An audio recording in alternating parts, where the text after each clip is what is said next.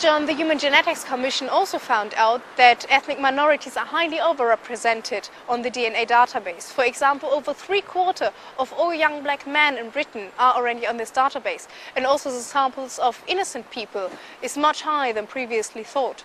But the most worrying bit about the report is probably that police officers seem to arrest people only in order to obtain their DNA data.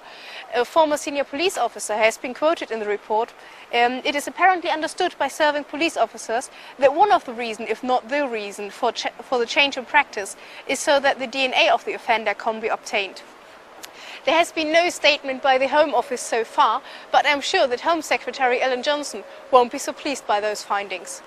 1 in 4 government databases are fundamentally flawed and break the law. That's a damning assessment of an independent think tank. The Foundation for Information Policy Research says too much of our personal information is shared too widely, and it's calling for several major databases to be scrapped. Here's Rory Kethlin-Jones. Just what does the government know about you? More and more of your information is held on public databases. That, according to today's report, is a threat to your privacy, which could even be illegal. So, here's where your data may end up as you go through life. As a child in England, you'll be on Contact Point, which lists all children, and you could be on the National Obesity Database. As a teenager, your mobile phone calls and emails could be tracked by a new communications database. And as an adult, you'll appear on the National Identity Register when you get a passport and the TV licensing database. But does it matter? It's an infringement of my civil liberties, and I object most strongly to it.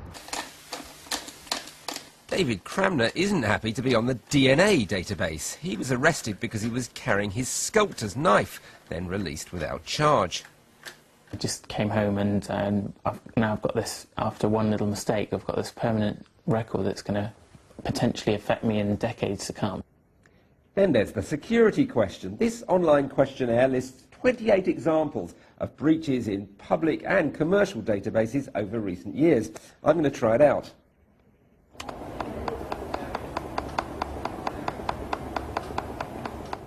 Well, the results show that my data could have been lost 4 times and has certainly gone missing on 3 occasions. What is clear is that an awful lot of personal data is being lost from these databases.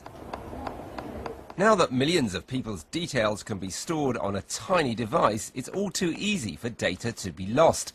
But the government insists that its databases are safe and necessary.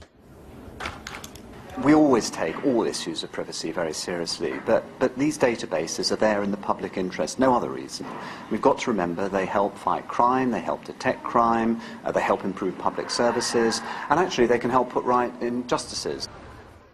But today's report says Britain is pouring billions of pounds into building a database society, without real evidence that it's of benefit to us all.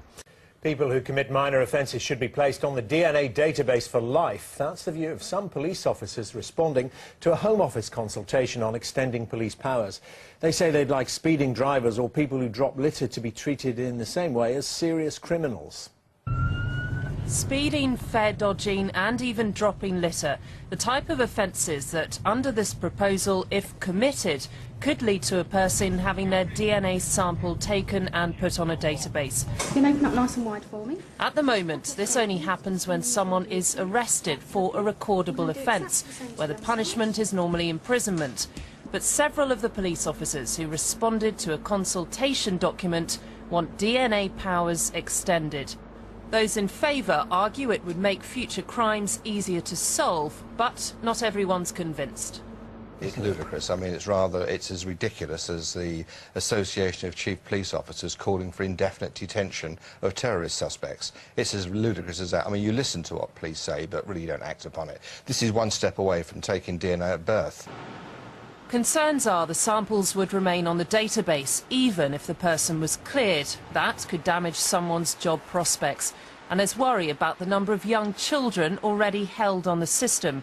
The Home Office says they haven't made any decisions yet, and before they do, the public will be asked their views in a consultation next year.